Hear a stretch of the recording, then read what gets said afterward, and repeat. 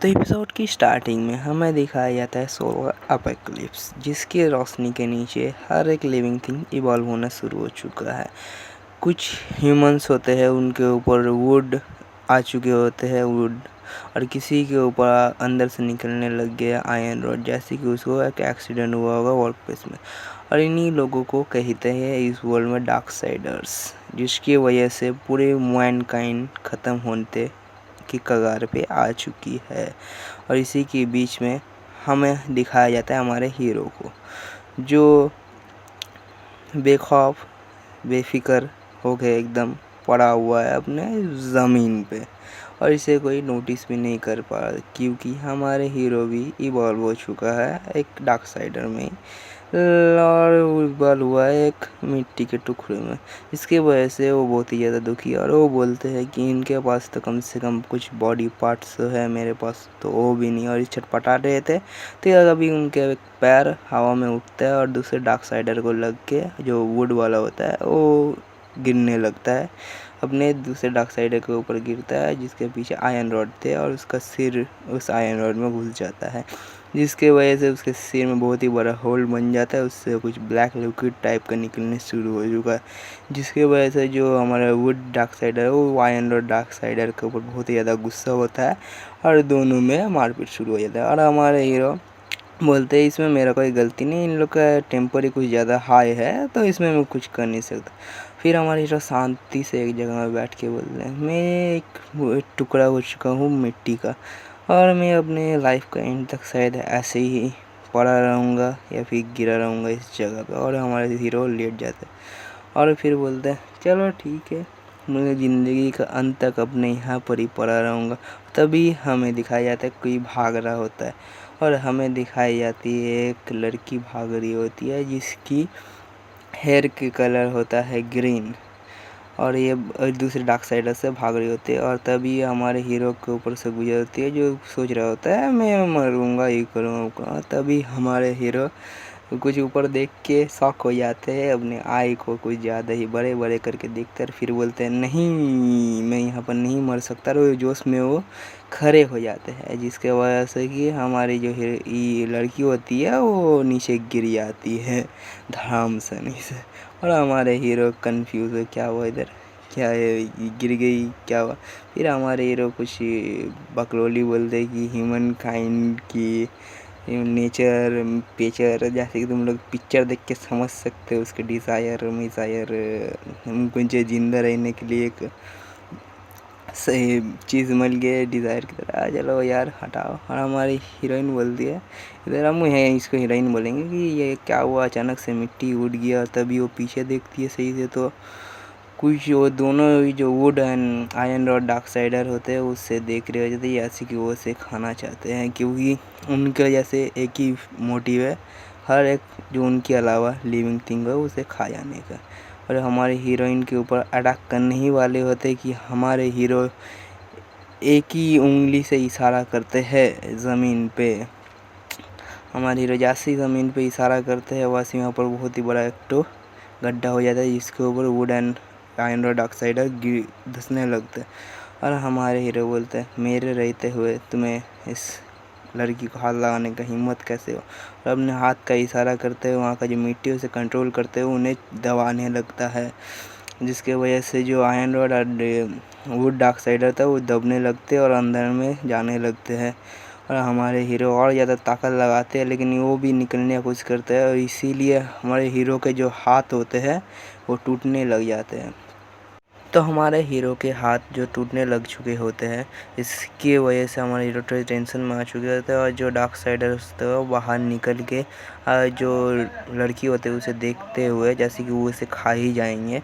तो हमारे हीरो बोलते हैं पहले मुझे इस लड़की को शायद बचाना चाहिए, और इसीलिए हमारे हीरो जो होते हैं वो मिट्टी को कंट्रोल करते हैं, उस लड़की को दूर लेके जाते हैं, और थोड़ा दूर ले जाने के बाद उसे मिट्टी से पूरी तरह से जैसे ढकने लगते हैं, और उसको ढकते ढकते पूरा कवर कर देता है। लड़की सोचती है क्या बात है, आज मिट्टी कुछ ज़्यादा अजीब ही कर रहा है, जैसे वो मुझे बचाने की कोशिश कर रहा होता है इन डार्क साइडर से। तो उसी के बीच में हमारे हीरो को दिखाया जाता है, जो सोचते हैं, उसे पता चलता है कि मुझे एक डार्क साइडर के रूप में मैं वापस से आ गया हूँ और मुझे मिट्टी के रूप में कुछ पता नहीं चलता, लेकिन मैं ह्यूमन इमोशन बहुत ही ज़्यादा ख़तरनाक है और इसीलिए वो अपनी डार्क साइडर फॉर्म में आ जाता है। और जो दूसरे डार्क साइडर वो पहली बार उस हमारे हीरो के प्रेजेंट को महसूस करते हैं और वो हमारे हीरो के ऊपर हमला कर देते हैं बहुत ही तेज़ी से, वुड एंड वाइंडर। और उनकी जो हमला होता है हमारे हीरो को डायरेक्टली हिट होता है, लेकिन उनके हमला से हमारे हीरो को कुछ नहीं होता, बल्कि हमारे हीरो को बस गुदगुदी होती है जैसी, क्योंकि जो मिट्टी होती है वो बहुत ही ज़्यादा सॉलिड एक तरफ से होती है और एक तरफ से बहुत ही ज़्यादा नरम, जिसके वजह से जो आयरन रॉड है वो भी नहीं घुस पाती है और ना ही जो हमारे जो वुड के अटैक है वो भी ना कुछ असर कर पाते हैं। लेकिन हमारे हीरो बोलते तुम बच्चों ऐसे करते और अपने हाथ को उठाते और पूरी तरह से जो मिट्टी उसे कंट्रोल करते हैं, उनकी जो हमला होता है उन्हें तोड़ देते हैं। एक के हाथ को तोड़ देता है, एक आयरन रॉड जो पीछे में लगा हुआ था उसे तोड़ देता है और उन्हें डायरेक्टली फेंक देते हैं जो गड्ढा बनाए होते और उनसे चांस भी नहीं देते। उन्हें जैसे वो इसके अंदर गिरते हैं वैसे ही हमारे हीरो अपने हाथ से फिर से बंद कर देते हैं इस जगह को और पूरी तरह से क्रश कर देते हैं उन दोनों को। जिसके कुछ देर बाद हमारे हीरो को पता चलता है वो लोग मर गए और हमारा हीरो शांत हो जाता है और हमारे जो होल से वो हीरोइन निकलती है और दाएं बाएं कुछ देखने लगती है, कोई है क्या कोई नहीं है। और हमारे हीरो वो सोचते चलो यार ये तो मुझे देख नहीं सकती तो मैं क्या करूँ, छोड़ो। तब भी कोई बात नहीं, मुझे कुछ ऐसी चीज़ दिखी गई है जिसकी वजह से मेरे लाइफ का मोटिव कंप्लीट। तभी हमारी हीरोइन उसको आवाज़ देके उसके पास आ जाती है और जो लड़की होती बोलता है क्या आपने मुझे बचाया, तो हमारे हीरो फुल्ली एकदम शॉक, क्या ये मुझे देख सकता है। तो तभी हमारी हीरोइन बोलते नहीं मैं तुम्हें देख तो नहीं सकती, लेकिन तुम्हारे जो प्रेजेंस है उसे मैं सेंस कर सकती हूँ, समझो करो सेंस कर सकती है। तो हमारे हीरो फुल शॉक हो जाते हैं और तभी बोलते क्या, और धड़ाक से उसके हाथ पकड़ के बोलते तुम मेरे संग यहाँ पर रह जाओ और मेरे जो प्रेजेंस है मतलब जो मेरी बॉडी असलियत में नहीं है लेकिन तभी मुझसे बात करो प्लीज़। और इसी सोचते हुए बोलती क्या, वही बहुत अजब बात। तो बोलते हैं हमारे हीरो की मेरा नाम है ली चेंग येन और मैं तुम्हें इसीलिए बाहर की दुनिया में अकेला नहीं छोड़ना चाहता, क्योंकि बाहर की दुनिया में बहुत ही ज़्यादा डार्क साइडर हो गए हैं और अगर तुम अकेली घूमोगी तो वो तुम्हारे इजी टारगेट है तुम उनके लिए। और इसीलिए मैं नहीं चाहता कि तुम इस दुनिया में अकेले घूमते रहो, इसीलिए मैं चाहता कि तुम मेरे साथ यहीं पर ही रहो लिविंग को पता है सर्च कर लो। और लेकिन ये सब वैलिड पॉइंट है, लेकिन हमारे हीरो को बस रोकना है, इसे जाने नहीं देना है, समझा करो। और ये सब बात सुन के हमारी जो हीरोइन होती है वो थोड़ा देर के लिए शॉक हो जाती है, लेकिन उसके बाद बोलती कि ये सब कुछ ज़्यादा जल्दी नहीं हो जा रहा, कुछ ज़्यादा ही। तो हमारे हीरो वो बोलते कोई बात नहीं, तुम बस मुझे सपोर्ट करो और मेरे साथ रहो, बस ये मैं इतना ही चाहता हूँ। तो हमारे हीरो में ठीक है और वो अपने नाम भी बताती है लूलुओ कहती है मैं फील कर सकती तुम्हारी जो बात है उसमें अच्छा ही। और इसीलिए हमारी हीरो भाई तो मतलब तुम मेरे से एग्री कर रही हो तो चलो कुछ अच्छा सा प्लेस ढूंढते रहने के लिए। तो हमारी हीरोइन मतलब लूलुआ कुछ देखती है और कुछ देख के चौंक हो जाती है, क्योंकि हमारे हीरो का हाथ होता है वो सिकुड़ने लगता है बुड्ढों की तरह, थोड़ा वो देख लो तुम लोग। और सिकुड़ते पूरा हड्डी बन जाता है हमारे हीरो का जो हाथ है। और हमारे ही तभी हमें एक प्लांट दिखाया जाता है जो सॉइल को मतलब जो मिट्टी होता है उससे प्रोटीन ले रहा होता है बहुत ही तेज़ी से, जिसके वजह से जो हमारे हीरो होता है उसकी हालत बहुत ही ज़्यादा ख़राब हो जाती है और ऊपर कमज़ोर एकदम हो जाता है, ज़ॉम्बी जीता है। तो हमारी जो लूलुआ होती है वो हमारे हीरो को आवाज़ देती है, लेकिन हमारे हीरो कोई बात नहीं मैं ठीक हूँ। और वो पता करने लगता है कि कहाँ से ये उसका एनर्जी इतना जो से चूस रहा होता है, चूस रहा मतलब अपने जो 2 उंगली होते हैं वो अपने हीरो के मुंह में डाल देती है और हमारे हीरो के मुंह में डालते हैं। हमारे हीरो तो है ही ठरकी, तो वो अलग ही नशे में चले जाते हैं। उसका शक्ल देख के आप लोग समझ जाओ क्या सोच रहा था।